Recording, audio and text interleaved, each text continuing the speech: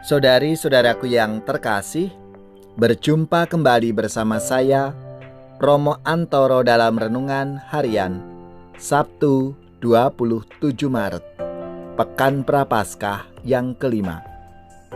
Semoga di akhir pekan ini kita semua selalu dalam keadaan baik, sehat, dan bersemangat. Hari ini kita akan merenungkan Injil Yesus Kristus menurut Yohanes, bab 11 ayat 45-56. Marilah kita mengawali renungan kita dengan tanda kemenangan Kristus. Dalam nama Bapa dan Putra dan Roh Kudus. Amin. Banyak di antara orang-orang Yahudi yang datang melawat Maria dan menyaksikan sendiri apa yang telah dibuat Yesus terhadap Lazarus, percaya kepadanya. Tetapi ada juga yang pergi kepada orang-orang Farisi dan menceritakan kepada mereka apa yang telah dibuat Yesus itu. Lalu imam-imam kepala dan orang-orang Farisi memanggil mahkamah agama untuk berkumpul. Mereka berkata, "Apakah yang harus kita buat? Sebab orang itu membuat banyak mukjizat. Apabila kita biarkan dia, maka semua orang akan percaya kepadanya, lalu orang-orang Roma akan datang dan merampas tempat suci kita serta bangsa kita." Tetapi seorang di antara mereka, yaitu Kayafas, imam besar pada tahun itu, berkata kepada mereka, "Kamu tidak tahu apa-apa. Kamu tidak insaf, bahwa lebih berguna bagimu jika satu orang mati untuk bangsa kita daripada seluruh bangsa kita ini binasa." Hal ini dikatakan Kayafas bukan dari dirinya sendiri, tetapi sebagai imam besar pada tahun itu, ia bernubuat bahwa Yesus akan mati untuk seluruh bangsa, bukan untuk bangsa itu saja, tetapi juga untuk mengumpulkan dan mempersatukan anak-anak Allah yang tercerai-berai. Mulai dari hari itu, mereka sepakat untuk membunuh dia. Karena itu Yesus tidak tampil lagi di muka umum di tengah orang-orang Yahudi. Ia berangkat dari situ ke daerah dekat padang gurun, ke sebuah kota yang bernama Efraim. Di situ ia tinggal bersama murid-muridnya.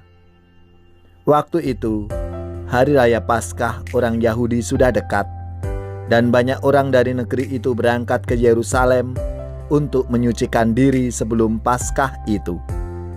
Mereka mencari Yesus, dan sambil berdiri di dalam bait Allah, mereka berkata seorang kepada yang lain, "Bagaimana pendapatmu?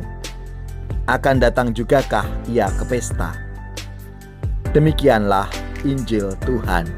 Terpujilah Kristus. Saudari-saudaraku yang terkasih, apa kabar semuanya? Semoga di akhir pekan ini kita bersama keluarga selalu dalam keadaan sehat, baik, dan bersemangat. Dalam sabda Tuhan hari ini dikisahkan bagaimana orang-orang Yahudi mencari alasan untuk membunuh Yesus. Karena kesulitan, maka alasan yang digunakan adalah demi seluruh bangsa.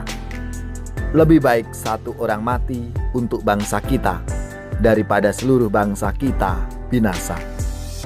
Itulah yang dikatakan Kayafas, imam agung waktu itu. Saudari-saudaraku yang terkasih, Santo Yohanes melihat peristiwa itu lebih mendalam karena imannya akan Yesus. Bagi Yohanes, kematian Yesus adalah untuk mengumpulkan dan mempersatukan anak-anak Allah yang tercerai-berai. Kematian Yohanes diimani sebagai penebusan bagi seluruh umat manusia, bagi kita semua. Kematian Yesus adalah keselamatan untuk kita semua. Saudari-saudaraku yang terkasih, dalam masa Prapaskah ini, bagaimana kita mengimani wafat dan kematian Yesus dalam hidup kita? Apakah kita juga merasakan dan mengalami dalam hidup kita bahwa Yesus telah mati untuk menyatukan kita semua sebagai satu saudara. Kita yang telah banyak berdosa, kita yang sering jauh dari Bapa, dengan kematian Tuhan Yesus, kita telah disatukan kembali dengan Bapa. Maka marilah, saudari-saudaraku yang terkasih, kita syukuri rahmat ini. Mari kita hayati dengan menjadikan diri kita ini sebagai pemersatu bagi saudara-saudari kita. Dan kita menjadi tanda keselamatan dari Tuhan kita, Yesus Kristus. Yesus yang tersamar, ku memandangmu. Ya Tuhan, penuhi kerinduanku. Ku memandang di Kau yang senyatanya. Bahagia ku lihat di Kau mulia. Semoga saudari-saudara sekalian, keluarga-keluarga, orang-orang yang kita doakan, mereka yang sakit, yang menderita, seluruh tugas, belajar, pekerjaan, usaha serta karya pelayanan kita dibimbing, dilindungi dan diberkati oleh Allah yang Maha Kuasa, Bapa, Putra, dan Roh Kudus. Amin.